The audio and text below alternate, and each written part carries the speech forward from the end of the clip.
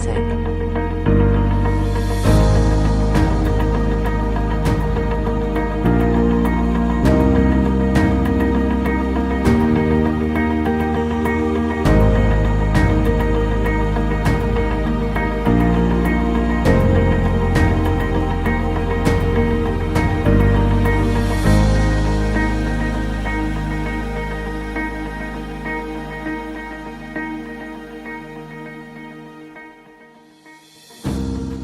Assalamualaikum warahmatullahi wabarakatuh. Perkenalkan, kami dari mahasiswa Universitas Islam Kalimantan Muhammad Arsyad Al-Banjari, Fakultas Keguruan dan Ilmu Pendidikan, Prodi Bimbingan dan Konseling. Di sini kami akan menjelaskan dan mempraktekkan teknik postmodern. Salah satu teknik postmodern ialah Solution Focused Brief Therapy atau bisa lebih disingkat lagi dengan SFBT.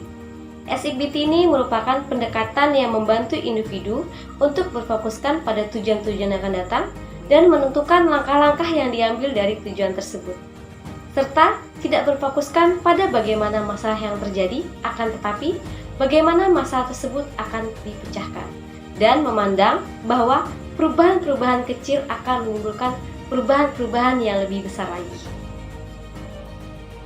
Berikut hakikat manusia menurut pendekatan Solution Focused Brief Therapy. 1. Manusia pada dasarnya sehat, memiliki kekuatan atau kelebihan. 2. Manusia memiliki kemampuan. 3. Manusia memiliki keberdayaan untuk membangun solusi. 4. Manusia tidak terpaku pada masalah tetapi berfokus pada solusi.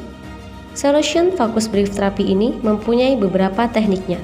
Dan di sini kami akan mempraktekkan 3 teknik dari Solution Focused Brief Therapy. Yang pertama, teknik scaling. Yang kedua, teknik medical question. Dan yang ketiga, teknik formula per session test. Sebelumnya saya akan menjelaskan apa itu teknik scaling, teknik medical question, dan teknik formula per session test. Teknik scaling atau pesengkalaan adalah teknik yang membantu konselor maupun klien untuk membuat masalah kompleks tampak lebih konkret dan nyata. Contohnya, konselor dapat mengatakan pada skala 1 sampai dengan 10 kepada klien untuk membantu menetapkan sasaran perubahan maupun mengukur kemajuan ke arah mencapai sasaran itu. Teknik medical question adalah mendorong klien dengan pertanyaan-pertanyaan untuk membayangkan dan menjelaskan sebuah masa depan atau pertanyaan keajaiban tanpa masalah, dan setelah itu mengidentifikasi bagaimana mereka mengatasi berbagai masalah jika seandainya masalah yang dihadapi sudah tidak ada lagi. Teknik formula per session test adalah teknik untuk mengembangkan pertanyaan yang meminta konseling untuk mengerjakan suatu tugas pengamatan di luar sesi konseling. Biasanya teknik ini akan ditetapkan oleh konselor menjelang akhir sesi. Berikut contoh video singkat konseling menggunakan Solution Focused Brief Therapy dengan ketiga teknik kepada kliennya.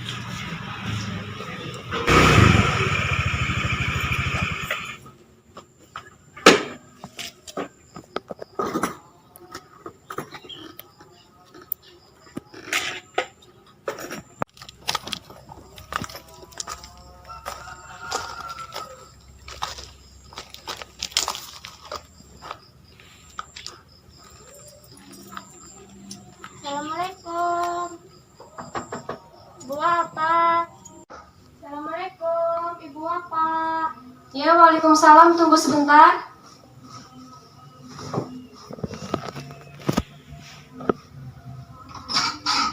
Ya, Adel udah datang. Masuk.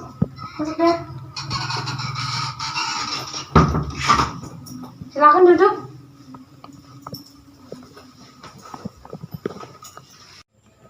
Sebentar, Ibu ke belakang dulu mengambilkan air minum ya. Ibu.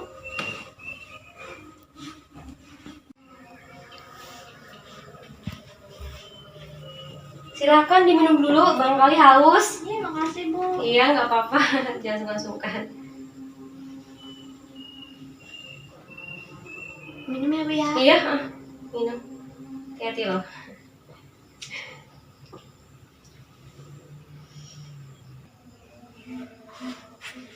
Gimana, udah segar minumnya? Segar nggak?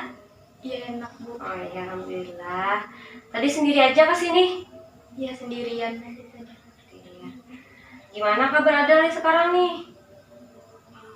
Alhamdulillah baik Bu. Alhamdulillah.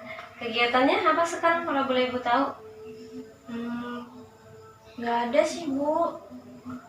Sekarang di rumah aja, paling ya sama sekolah aja gitu.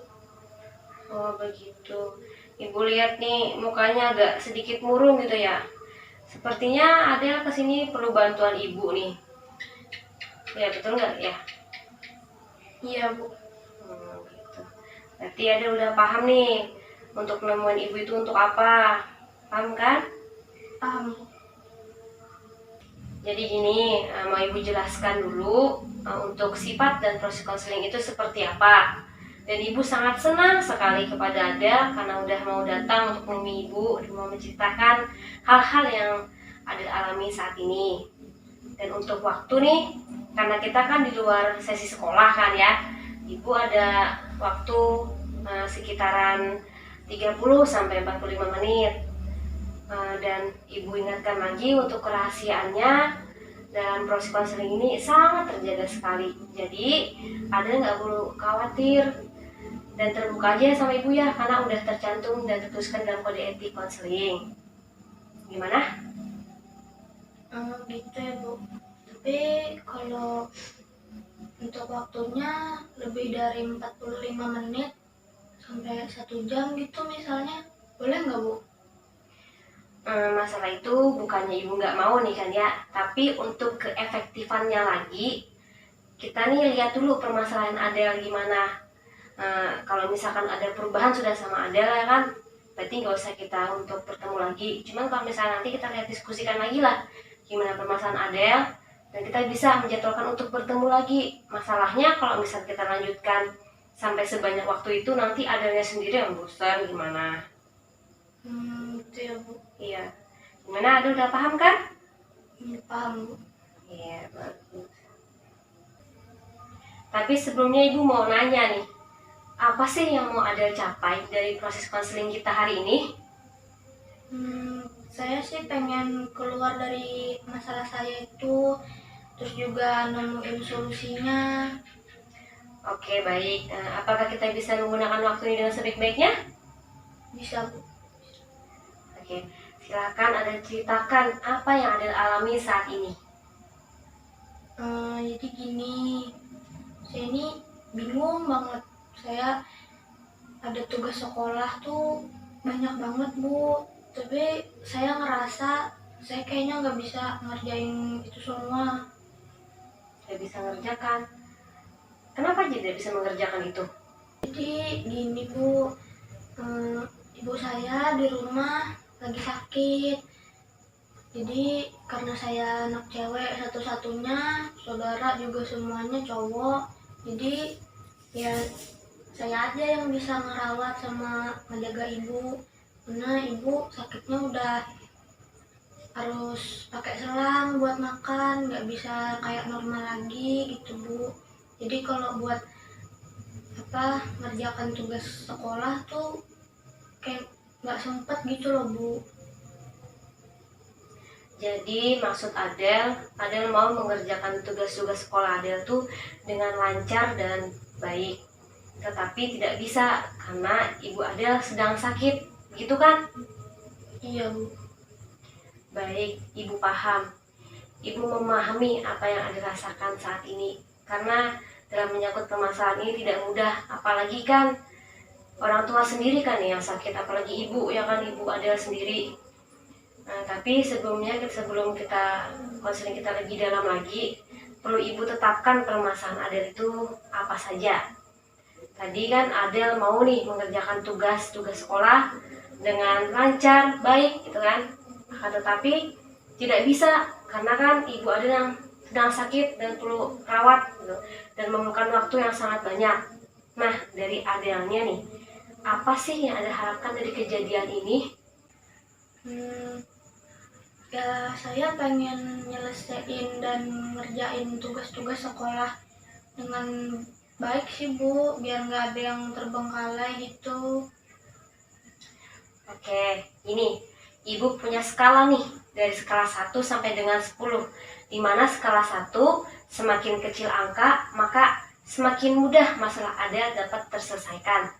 Dan sebaliknya di skala 10, semakin besar angka, maka semakin sulit permasalahan Adel dapat terselesaikan. Jadi kira-kira sekarang di skala manakah perasaan Adel saat ini?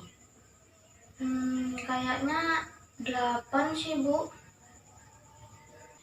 Baiklah kalau begitu, kita mendiskusikan permasalahan Adel yang pertama. Adel mau mengerjakan tugas-tugas sekolah Adel dengan lancar dan baik. Gini, Ibu mau Adel membayangkan suatu keajaiban di mana Adel bisa mengerjakan tugas-tugas sekolah Adel dengan lancar dan baik. Apa yang akan Adel lakukan? Ya, saya pengen kerjain tugas-tugas sekolah kalau misalnya ada waktu santai habis merawat ibu di rumah. Bagus kalau kayak gitu. Tapi tadi Adel ada mengatakan kepada ibu mau mengerjakan tugasnya di waktu yang santai. Kira-kira apa yang bakal Adel lakukan nih? Ya, saya bakal fokus ngerjain tugas, nggak buang-buang waktu gitu loh Bu. Nggak buang-buang waktu, maksudnya gimana ya? Ya, saya bakal ngerjain tugas hari itu juga. Pas tugas dikasih ke saya itu saya langsung ngerjain. Nah, dengan menerapkan solusi itu, Adel makin dekat nih dengan tujuan yang Adel harapkan.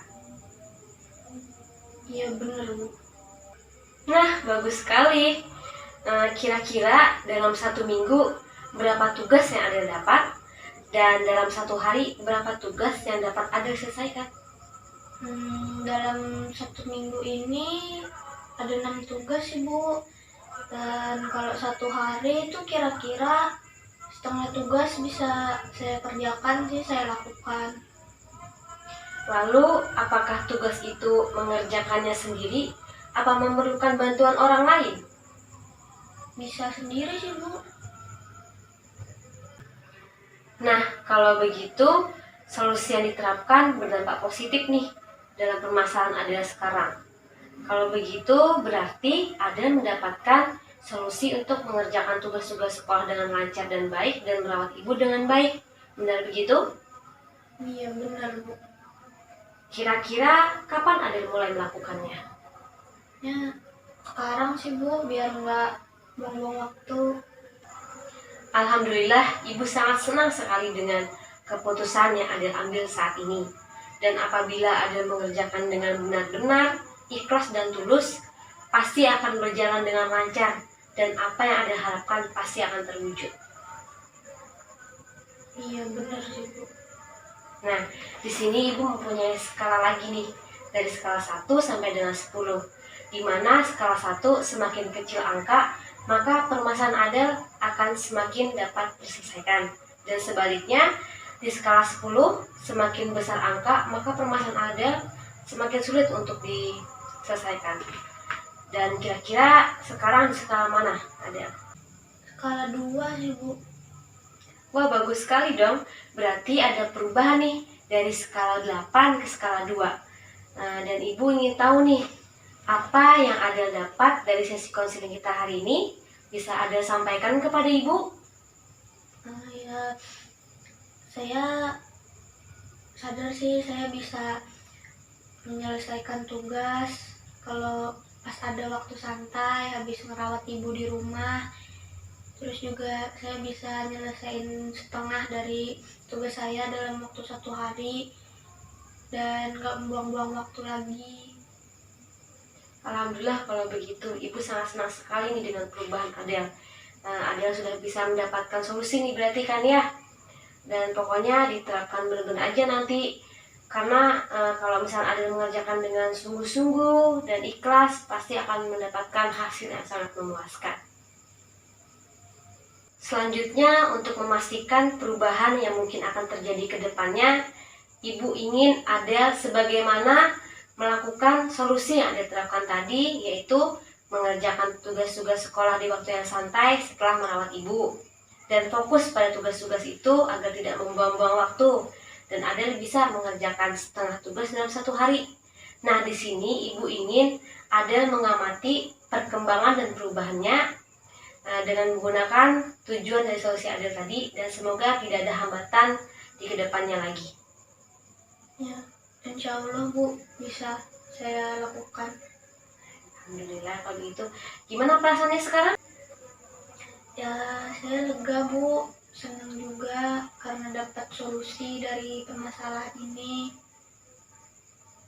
Alhamdulillah kalau begitu, Ibu sangat senang sekali dengan perubahan Adel.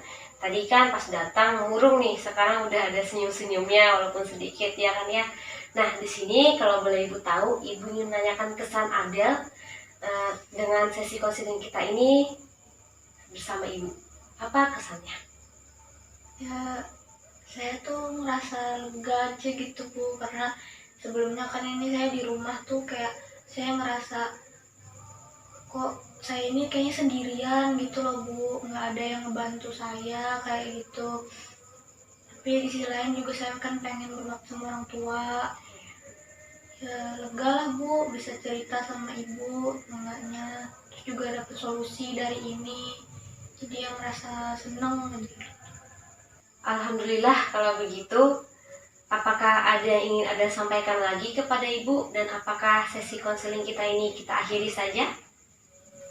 Saya sudah cukup sih Bu, dengan konseling ini saya juga sudah dapat solusi dan merasa lega. Saya terima kasih sekali atas konselingnya hari ini sama Ibu. Baiklah kalau begitu Adel, berarti sesi konseling kita ini kita tutup saja sampai di sini ya. Dan Ibu sangat berterima kasih juga kepada Adel karena sudah mempercayai Ibu dalam permasalahan Adel ini. Dan tidak menutup kemungkinan apabila Adel mau menemui Ibu, silahkan, nggak apa-apa, jangan sungkan-sungkan ya. Tapi semoga nemu ibunya tidak dalam sesi konseling seperti ini ya, dan semoga tidak ada permasalahan lagi yang terjadi kepada Adel. Pokoknya semangat terus ya dalam menjaga ibunya ya, dan merawat ibunya ya setelah sekolahnya. Pokoknya ibu juga berharap apapun yang Adel lakukan semoga akan berjalan dengan baik, serta ya karena merawat orang tua yang sedang sakit pasti akan mendapatkan hasil yang memuaskan. Pokoknya sabar, ikhlas ya. Iya Bu, makasih Bu. Ya. Silahkan diminum dulu, habiskan dulu minumnya.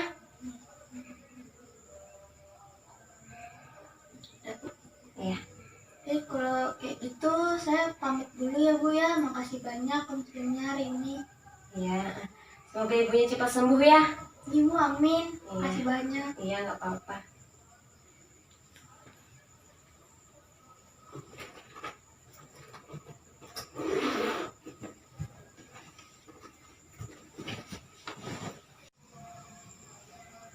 Pulang dulu ya Bu. Iya.